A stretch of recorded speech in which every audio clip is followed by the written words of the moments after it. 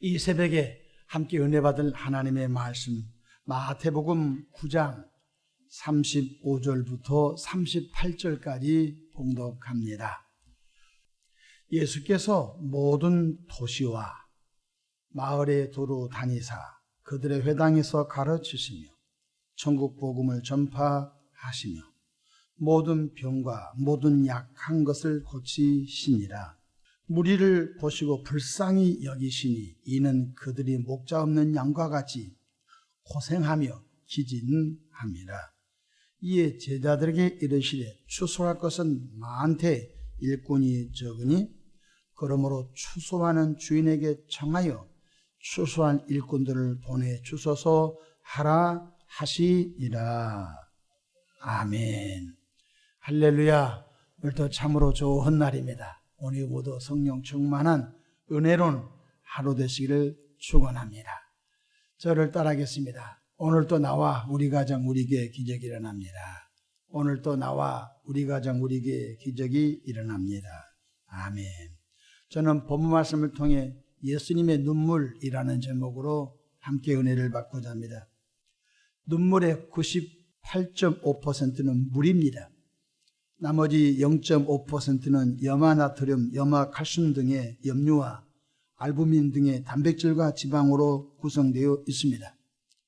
눈물의 역할은 한 서너 가지 정도 되는데요. 첫 번째 눈물의 역할은 바로 안구 표면의 윤활 작용을 통하여 눈꺼풀과 각막 사이를 마찰을 줄이는 역할을 하게 됩니다. 눈물이 나는 것이 큰 축복입니다. 눈물이 나지 않으면 인공 눈물샘을 넣어서 평생 동안 어려운 삶을 살아간 것을 볼 수 있습니다. 어르신들이 눈이 뻐걱뻐걱해요. 그 말은 바로 각막과 눈꺼풀 사이의 마찰이 심해서 고통을 받게 된다는 것입니다. 뿐만 아니라 눈물은 외부로부터 오는 미생물과 그러한 자극제로부터 보호해 줍니다. 우리가 미세먼지 황사라든지 혹은 보이지 않는 바이러스 미생물이 우리 눈에 들어올 때 그 눈물샘을 통하여 흘러내려 보내는 역할도 하게 됩니다.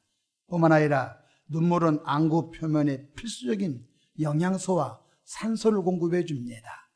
우리의 각막이라든지 우리의 동공 다 영양분이 필요합니다. 거기에 영양분을 눈물을 통하여 공급해 주는 것입니다. 뿐만 아니라 눈물은 희노애락을 감정을 표현하는 역할을 합니다. 우리 한국 사람들은 특별히 금메달 따도 울고 떨어져도 울고 슬퍼도 울고 기뻐도 울고 잘돼도 울고 안돼도 울고 그래서 자신의 어떤 감정 표현이 눈물로 많이 표현되곤 합니다. 우리는 예수 그리스도의 성육신하신 예수님의 그 공생의 3년을 통하여 예수님께서 안타까워하시고 예수님이 그 마음으로 흐르신 눈물의 깊이를 우리가 살펴보아야 할 것입니다. 첫째로 예수님은 진리에 대해서 무지해서 율법 아래 어둠의 종되었던 이스라엘 백성들에게 새로운 생명의 복음을 가르친 일을 하셨습니다.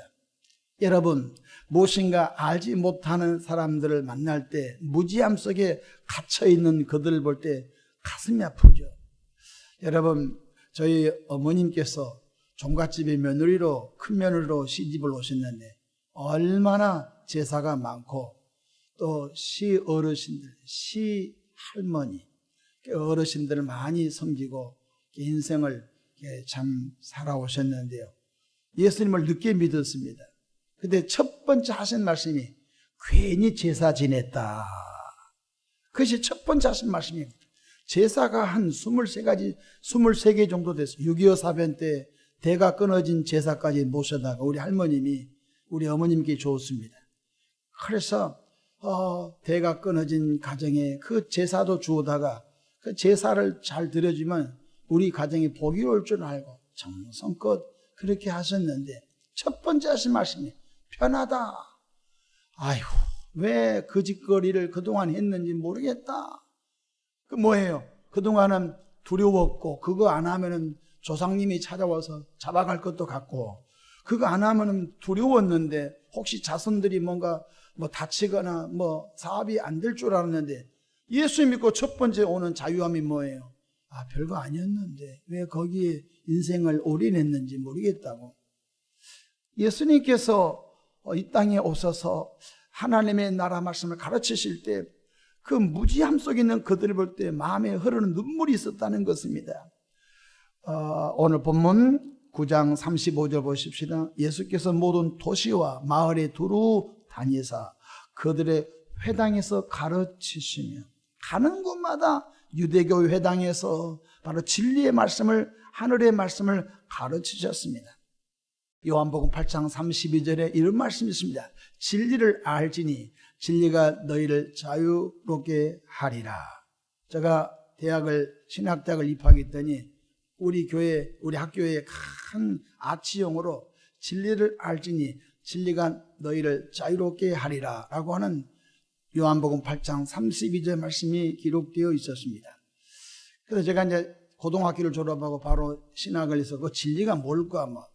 소크라테스를 아는 진리일까? 아리스토텔레스를 아는 진리일까? 철학적인 사고를 많은 진리일까? 공부하다 보니까 진리가 예수님 자신이에요. 내가 곧 길이요 진리요 생명이. 예수님을 깊이 알고 깊이 알면은 우리는 모든 부자여운 곳에서 자유롭게 된 줄로 믿으시기를 바랍니다. 여러분, 이 성경의 모든 66권 속에서 누구를 드러냅니까? 바로 영생의 주 예수님을 드러낸 줄로 믿으시기를 바랍니다. 요한복음 5장 39절, 내가 성경에서 영생을 얻는 줄 생각하고 성경을 연구하거니와 이 성경이 내게 대하여 증언하는 것이라. 구약은 오실 그리스도에 대해서 증언하고 있고, 신약은 오신 그리스도를 증언했고, 계시록은 다시 오실 그리스도를 증언하는 말씀인 줄로 믿으시기를 바랍니다. 성경은 모든 초점이 예수 그리스도라는 것입니다. 최근에 등장하는 이단 교주들은 자신이 보혜사라고 합니다. 보혜사란 말을 함부로 쓰면 안 됩니다. 보혜사란 말은 내 곁에서 나를 도우시고 은혜를 끼쳐주시고 진리의 말씀을 깨닫게 하신 분이 바로 보혜사 성령인 줄로 믿으시길 바랍니다. 요즘 많은 이단 교주들은 자기가 보혜사라고 많은 사람들을 영혼을 유혹하고 미혹하여서 지옥으로 끌고 가고 있습니다. 성경은 어떤 사람을 드러내지 않습니다. 성경은 어떤 교주를 드러내지 않습니다. 성경은 곧 내게 대하여 증언하는 것이라. 내가 누굽니까? 예수, 진리가 되신 예수님을 밝혀 드러내는 말씀인 줄로 믿습니다. 누가 설교를 잘한 사람입니까? 예수님을 잘 드러내는 사람이 설교를 잘하는 사람인 줄로 저는 그렇게 배웠습니다. 유식한 예화를 동원하고 많은 정보를 준 것이 아니라 성경의 핵심은 바로 우리를 죄에서 구원할 분은 예수 한 번밖에 없다고 예수님을 잘 드러내는 일이 설교자가 해야 할 일인 줄로 믿습니다. 우리는 비진리 속에서 미혹당하여 멸망의 길로 가는 영혼을 불쌍히 여기는 마음을 갖고 저들을 바라봐야 할 줄로 믿습니다. 둘째로 생명의 빛으로 오신 성육신하신 예수님께서는 가시는 곳마다 천국 복음을 전파하셨습니다. 어둠 속에 있는 이들에게 생명의 빛을 비추어 줬다는 것입니다. 캄캄한 가운데, 우리가 그럴 리는 없겠지만 여름이 되면은 이렇게 과전력으로 인하여 갑자기 에어컨을 많이 쓰거나 요즘은 이렇게 대형 냉장고를 집에서 많이 사용하고 있지 않습니까? 20년, 30년 전에는 전기 양을 그렇게 측정을 못했습니다. 그래서 각 아파트마다 지하 변전소가 있는데 최근에 여러 전력을 많이 쓰다 보니까 이렇게 지하에 있는 변압기가 터져버립니다. 그래서 3,000세대, 2,000세대, 1,000세대가 그냥 한전에서 응급 복구 나올 때까지 암흑의 세계를 지납니다. 촛불을 켜기도 하고 랜턴을 켜기도 하고 후레쉬 불로 이렇게 생활을 하다가 이제 한전에서 지하 변압기가 응급 복구가 되고 불이 확 들어오면 어떻습니까? 이렇게 좋은 세상 그렇게 하지 않습니까? 예수님이 오시기 전까지는 이 세상이 흑암의 영으로 캄캄한 어둠 속에 붙잡혀 있었습니다. 두려움의 영으로 인간은 붙잡혀 있었습니다. 그래서 오죽하면 옛날에 시골에서 된장 담을 때 날짜 보고 담아야 되고, 옛날에 시골에서 방을 고칠 때도 여러분 날짜를 보고 가서 방을 고쳤고, 이사 갈 때도 날짜를 본단 말이 뭐예요? 손이 없는 날이거든요. 손이 없는 날이란 말이요, 무슨 뜻이냐? 귀신들이 다 옥황상제님에게 인사하러 가는 날, 그날 귀신들이 다 외출 갔기 때문에 그날 살짝 방을 고치고 그날 살짝 이사 가면 사고가 없다고 믿어진 것이 세속의 사람들인 것입니다. 오늘 우리 그리스도인들은 생명의 빛 되신 예수님께서 어둠의 정체를 밝혀주셨기 때문에, 할렐루야, 우리는 모든 것에서 얽매인 자가 아니고 자유롭게 살아간 자가 된 줄로 믿으시기 바랍니다. 생명의 성령의 법으로 우리는 얽매이지 않는 하나님의 자녀가 되었다는 것입니다. 그 말씀을 예수님 혼자 소유하지 않고 예수님은 각 도시 각 마을마다 다니면서 천국 복음을 알려주신 것입니다. 전파했다는 것입니다. 성경 오늘 마태복음 9장 35절 중간절 보십시다. 천국 복음을 전파하심. 예수님은 승천하시면서 성령 받아 천국 복음을 우리로 증언하게 또한 명령하셨습니다.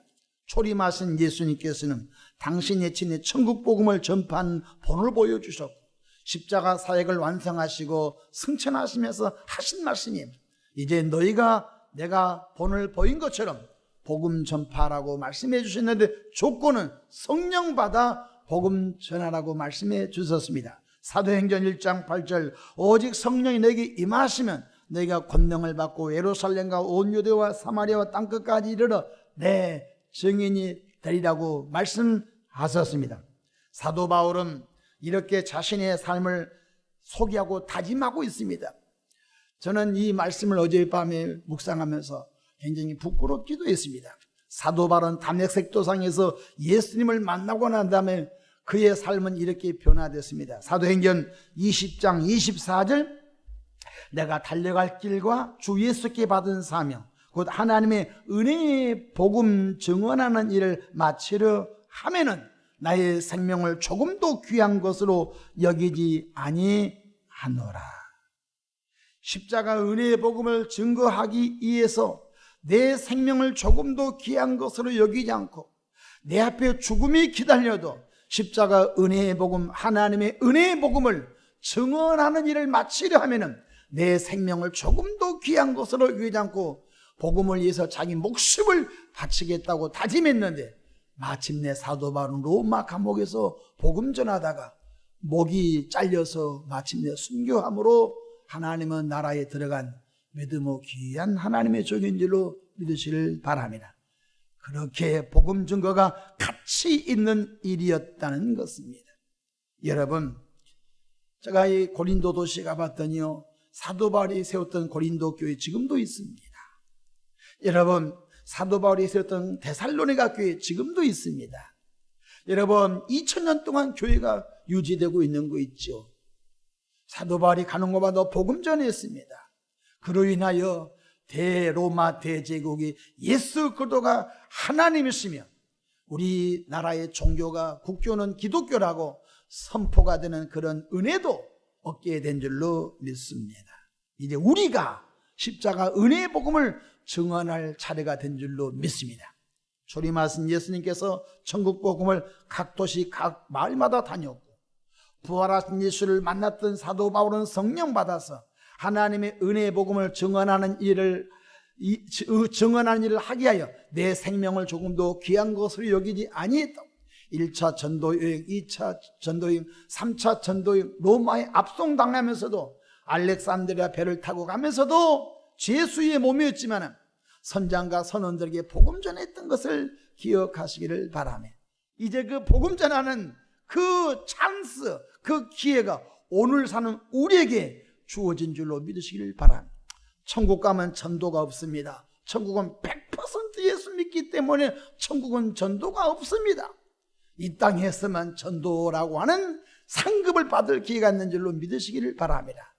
병이 들면 전도하기 어렵습니다. 그리스도인들이 중환자실 가면 전도하고 싶어도 못합니다. 우리가 건강할 때, 우리가 시간이 여유 있을 때 은혜 받을 이때가 바로 하나님의 복음 사역을 잘 해야 할 때인 줄로 믿으시길 바랍니다. 마지막으로 예수님은 각색 병든 자를 고치시는 사역을 계속하셨습니다. 오늘 본문 9장 35절 하반절 보십시다. 모든 병과 모든 약한 것을 고치시니라. 예수님께서 무리를 보실 때에 예수님의 마음을 우리는 닮아야 되겠습니다. 마태복음 9장 36절 말씀 보십시다. 무리를 보시고 불쌍히 여기시니 이는 그들이 목자 없는 양과 같이 고생하며 기진함이라. 예수님께로 병든 자들이 밀려오고 예수님께로 몸이 약한 자들이 밀려올 때에 그들을 가만히 보니까 아버지 어머니를 잃어버린 고아와 같이 목자 없는 그 양이 반드시 목자가 필요한데 목자가 없는 유리하는 양들처럼 방황하는 못 먹어서 기진한 그들을 바라보는 심정으로 예수님께 밀려오는 수많은 사람들을 고치시고 치료하시고 회복하신 줄로 믿으시길 바랍니다.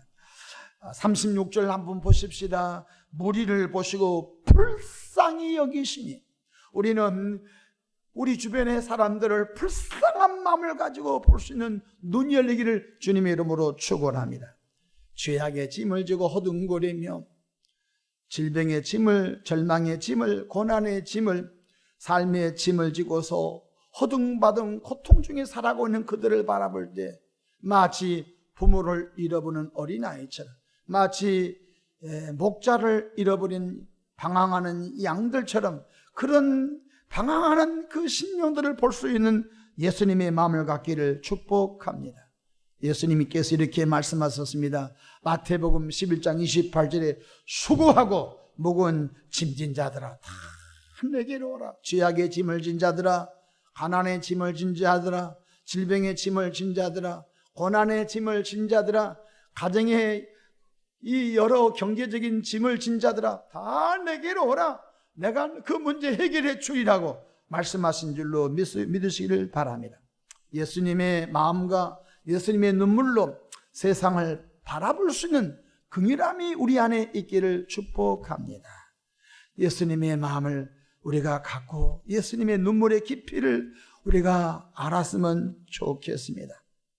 예수님께서는 혼자서 사역을 했지 않습니까? 천국 복음을 혼자서 전했습니다. 12 제자들을 데리고 다니면서 시범을 보여줬지만 12 제자가 복음 전도가 그렇게 잘 되지는 않았던 것 같습니다. 그때 예수님께서 탄식하십니다. 추수할 것은 너무너무 많는데 훈련된 일꾼이 부족하다. 예수님도 탄식하셨어요. 남목사도 탄식합니다. 널려있는 것이 영혼인데 저 영혼들을 추수할 수 있는 그런 마음을 가진 사람이 적어서 어찌할꼬 예수님께서도 그 마음을 가졌다는 거예요. 12 제자를 데리고 다니면서 수많은 전도하는 것을 보여줬지만 제자들은 여전히 우의정, 자의정, 예수님께서 왕이 되시면 우리 아들을 높은 곳에 올려주십시오. 예수님의 마인드와 제자들의 마인드는 너무너무 달랐던 것입니다. 그래서 주님이 탄식하셨던 것입니다.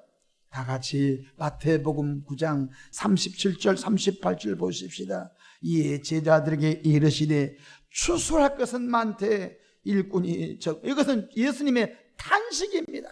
제자들이 변화되지 않는 것 때문에 탄식인 것입니다.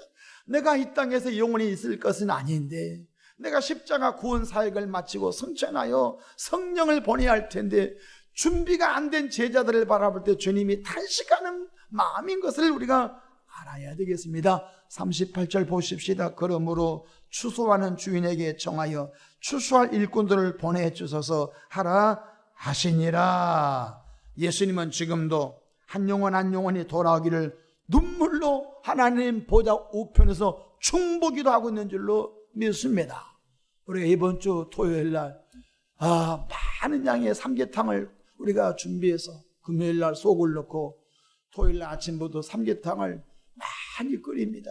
그래서 지역의 경로당에 계신 분들 또 어르신들을 또 교회로 초청해서 또 우리 교회 안에도 연로하신 제1료성계 어르신들도 교회 나오기 위해서 그것을 대접하려고 합니다. 대접하는 목적은 주님이 섬기라고 하셔서 우리가 하는 것이요.